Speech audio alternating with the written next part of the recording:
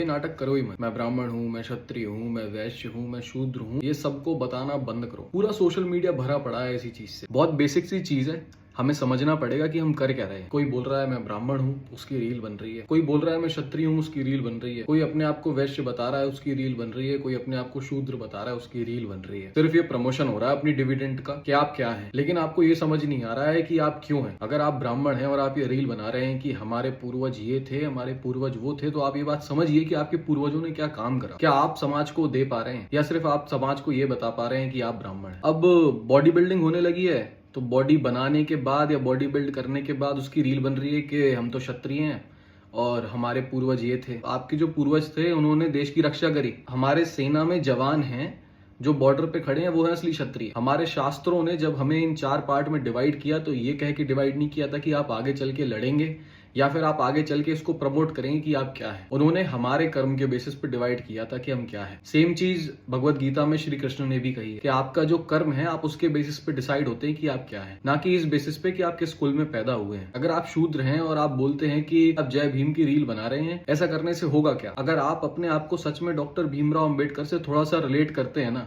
तो आप ये देखिए कि उनकी लाइफस्टाइल कैसी थी। उन्होंने कितनी सारी बुरी परिस्थितियों का सामना करके देश का कॉन्स्टिट्यूशन लिखा। आप क्यों नहीं कर पा रहे हैं। उन्होंने उस टाइम पे लिखा, उस कंडीशंस के अकॉर्डिंग लिखा। आप भी तो कर सकते हैं, लेकिन आप रील बनाने में क्यों बिजी हैं। आप सबको ये बताने में क्यों बिजी हैं कि आप क्या हैं। मैं खुद कायस्थ कम्युनिटी से बिलोंग करता हूँ, जहां पर सुभाष चंद्र बोस जी, स्वामी विवेकानंद जी जैसे इतने बड़े लोगों की लीनियज से मैं आता हूँ, जिनका नाम मैं अपने नाम के साथ कभी ले भी नहीं सकता, क्योंकि उन्होंने जो करा है सोसाइटी के लिए, लोगों के लिए, वो शायद मैं अपनी पूरी लाइफ में नहीं कर पाऊंगा। लेकिन हम कम से कम कोशिश तो कर सकते हैं। हमारे देश को एक्चुअली हमारी जरूरत है। आप और मैं अगर यूथ हैं तो हमारी जिम्मेदारी भी बनती है कि हमारी जो अगली आने वाली जनरेशन है उनको एक हेल्दी इन्वायरमेंट मिल सके, एक हेल्पफुल इन्वायरमेंट मिल सके। आप ही बताइए, अगर आगे चल के कभी आपके बच्चे मोबाइल फोन खोलेंगे और उसमें कोई भी एजुकेशनल कंटेंट नहीं होगा, कोई भी पढ़ाई की बातें नहीं होगी, कोई भी समाज की बातें नहीं होगी, कुछ भी चीज ऐसी नहीं होगी जिससे लोगों की हेल्प हो सके, क्या आप अपने बच्चों को मोबाइल फोन पकड़ाएंगे। मुझे तो नहीं लगता। मेरी पूरी यूथ से बस यही एक गुजारिश है कि हम इकट्ठा मिलके अपने देश के लिए कुछ कर सकते हैं। और इसमें मुझे आपसे कोई फॉलो या फिर कुछ इकट्ठा कम्युनिटी नहीं बढ़ानी, क्योंकि अगर हमारा समाज इस बात पे डिवाइडेड रहा